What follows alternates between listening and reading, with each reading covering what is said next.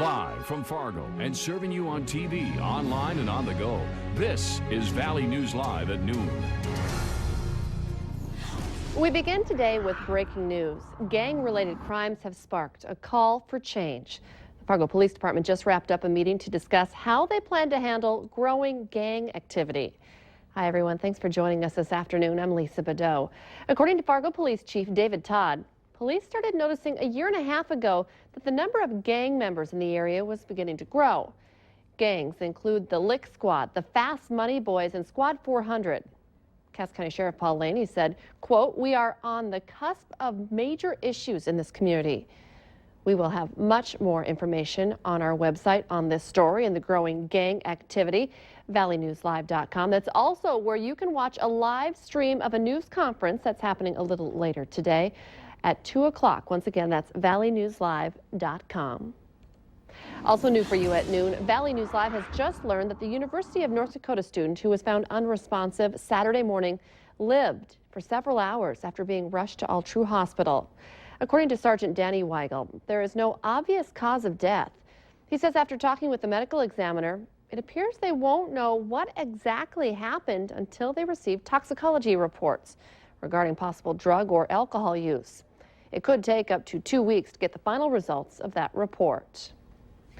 A 20-year-old driver from Valley City got a minor and a DUI after a crash this morning. Officers responded to a call of a reported car fire. Investigators discovered that the vehicle hit a pole and the crash caused the car's engine to start on fire. Responding officers put out the fire, and the driver, Dakota Zahn, was taken to Mercy Hospital for his injuries. Ada, Minnesota police have located and questioned a man wanted in connection with a possible child abduction. It happened earlier this week. Police say after questioning the man, no charges will be filed. Police went on alert after the man approached a girl and had a brief conversation with her, and it seemed suspicious at the time.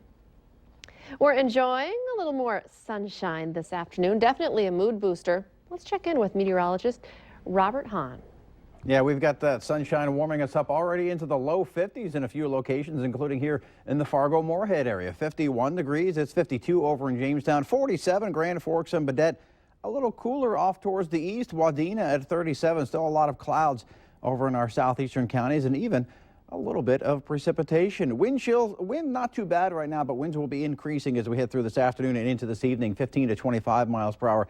With some stronger gusts, those winds will be out of the northwest. There are the clouds across our southeastern counties, across the northwest. Right now, mostly sunny skies, but we'll see a few more clouds later on this afternoon and maybe an isolated sprinkle. A bit of rain still falling out of some of those clouds in our far southeastern counties, and that will get on out of here as we head through the next few hours. The next couple of days, we're going to show you the first 2 days of that 7-day forecast. A slight chance of an afternoon sprinkle tonight, maybe a slight chance for a little rain and or snow very late tonight and early on your Friday, but more sunshine Friday afternoon and some warmer temperatures, warmer still as we head through the weekend. How warm do we get?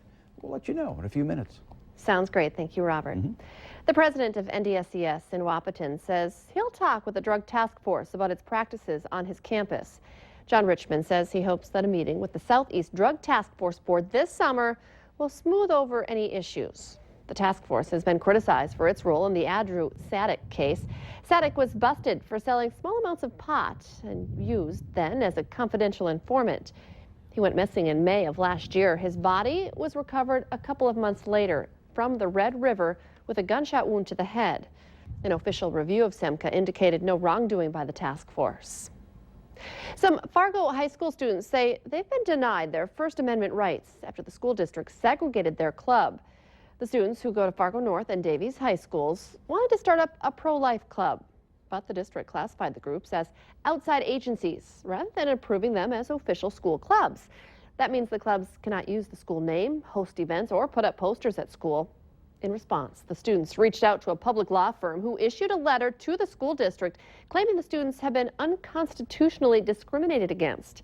We asked for an interview with the Fargo School District. They told us they want to talk with their attorney first. A brief statement was released saying the district is taking the letter seriously. No timetable was given on a response.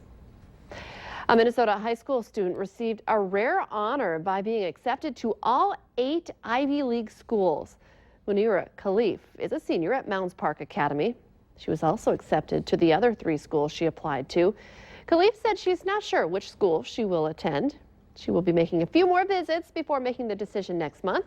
She wants to pursue a major in political science.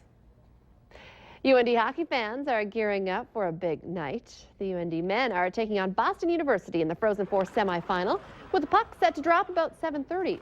This is some video of their practice in Boston last night. The team is looking to claim its 8th national title and first for head coach Dave Haxtell. Valley News Live sports director Beth Houle is with the team out east, and of course she'll have complete coverage all day and all weekend long.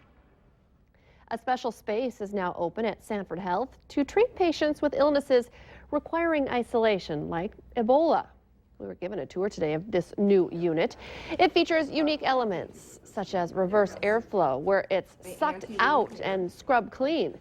The walls are covered in UV paint and UV lights to speed up disinfection to mere minutes per room. Also included are a separate lab and telemedicine and monitoring equipment. Sanford officials say the new unit was crafted to meet the newest CDC guidelines. And in fact, they've put out, and now the federal government has put out grants to help hospitals that are stepping up to do this, to do that refurbishing. So it's much more than our usual protective equipment. This new unit means patients from all across the state and western Minnesota will be treated for infectious diseases like Ebola, MERS, avian influenza, SARS, and drug-resistant tuberculosis. Sabra Dipping Company is recalling 30,000 cases of hummus due to possible contamination with listeria. The nationwide recall is voluntary, so far no illnesses have been caused by the hummus. The potential for contamination was discovered when a routine random sample collected at a Michigan store on March 30th tested positive for listeria. Veteran CBS newsman Bob Schieffer is retiring. Schieffer made the announcement last night at the Schieffer College of Communications at Texas Christian University.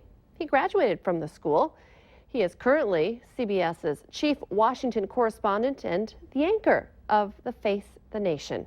He started at the network back in 1969. The president of CBS News called Schieffer an inspiration and mentor for many of his colleagues. Schieffer is 78 years old and will step down this summer. Forget the facelift, you don't need that. Ahead here at noon, why you don't have to spend a lot of money to make your face look fantastic. But next, your face will be wearing a smile when you hear about the warm-up meteorologist Robert Hahn is going to tell us about.